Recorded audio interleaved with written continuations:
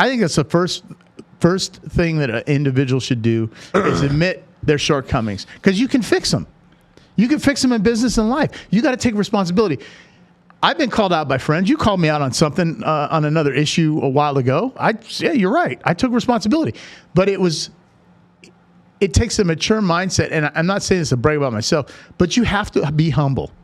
You have to be humble. And you got to say, you know what? This motherfucker's right. I didn't like that he said that. I had to take a step back and go, shit, he's right. But I own my shit. I corrected it.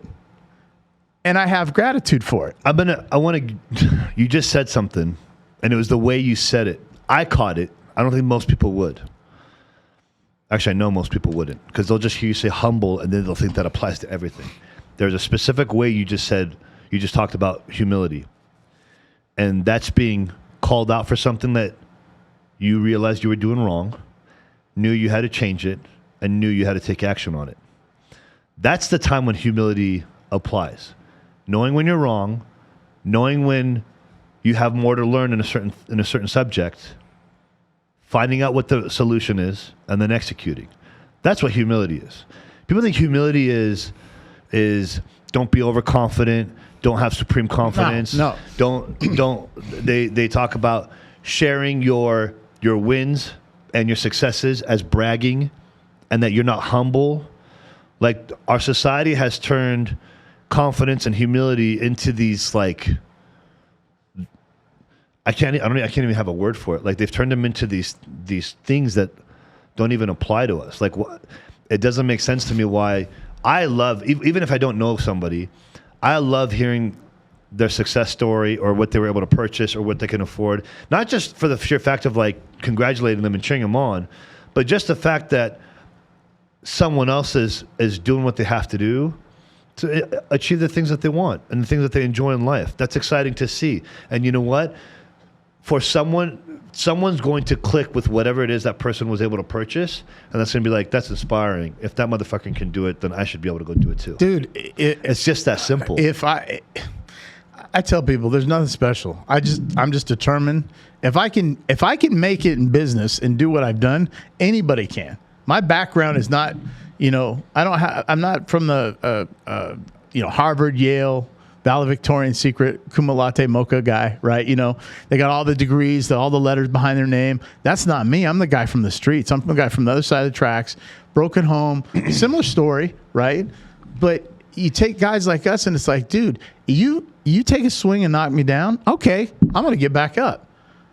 But did you die? Remember that from Hangover? But did you die? No. Just get back up. Just move. I don't care if you get knocked down 20 times. Get back up. You might have some rocks in your hands. You might have some dirt on your elbows. You got some recalibrating to do. Don't lay there. But don't just sit there. Don't lay down and die.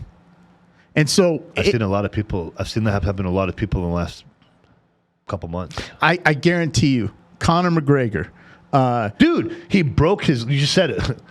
Dude's fucking leg was broken. And while his leg is broken, even though everybody hated him and was talking shit to him for talking all the shit that he did to Dustin Poirier, and then he broke his leg, and now he's automatically takes it as a loss because his leg broke and he can't perform. But while his leg is broken, sitting on the floor, he's yelling at Dustin Poirier, telling you, we're taking another match. I want a fucking rematch. We're doing this again, and I'm going to fucking take your ass out. He's not in there in the emotion of how much pain he's in. He's thinking like, dude, that is so fucked up. I'm coming after this guy. Because he's got a different mindset. Floyd Mayweather, same thing. Oh, I don't like Floyd. I don't like him. You don't have to like him. He's built a dynasty. He's the master of marketing in boxing. And your boy we just talked about is a master of marketing in MMA, right? Look what they've done. Oh, they're cocky. No, they're confident. It's supreme confidence. Yeah. There's a couple high-profile guys that I follow. They talk about that all the time, and I've been talking about this for the last 4 or 5 years, ever since I chose to make a change in my life on a higher level. Supreme confidence there's a fine line of cockiness and supreme confidence, and you have to be okay with being on that fine line. And being on that fine line means most people around you are going to label you as an asshole, as cocky, as arrogant, as fuck you, and they're just going to say, you don't give a shit about anybody. You're just too cold. And instead of understanding that, like, no, it takes a certain number of years and a certain level of experiences to go through to get to a certain level of confidence where you're now unbreakable. You have this, what I used to use this, you have this iron will, you have an iron spirit. Now there's nothing that can get in your way that can push you back, hold you down, break you in half. There's nothing that anybody can say to you that's going to emotionally affect you from performing the way you've been performing. And we got people around us all day long, every day, in some shape or form, wanting or hoping that we fall off. Oh, I guarantee it. I guarantee it. Imagine this. Imagine this. I was going to piss off people. Imagine having friends, real friends. Imagine your real friends thriving and striving on your loss. I believe it.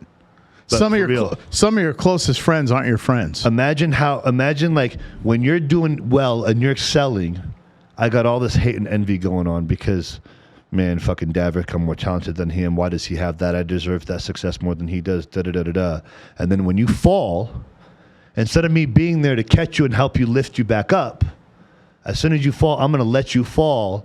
And because you're falling, now I start to thrive and strive, and my excitement goes up, and I get to go because now I get to take the fucking spotlight. Imagine that.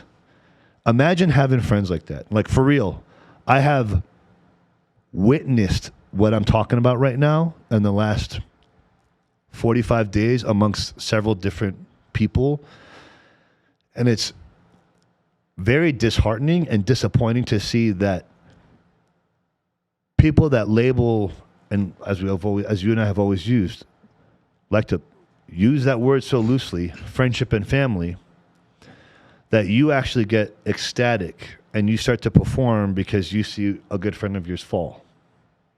It's one of the shittiest things I have ever seen in the lifeline of my career of being in business. Hey guys, thanks for watching the channel. If you like what you saw today, find value in what you saw, please share with your friends and family. And make sure you smash the like button, subscribe to this channel, and in the comment sections below, let us know which topics you would like us to cover in the future.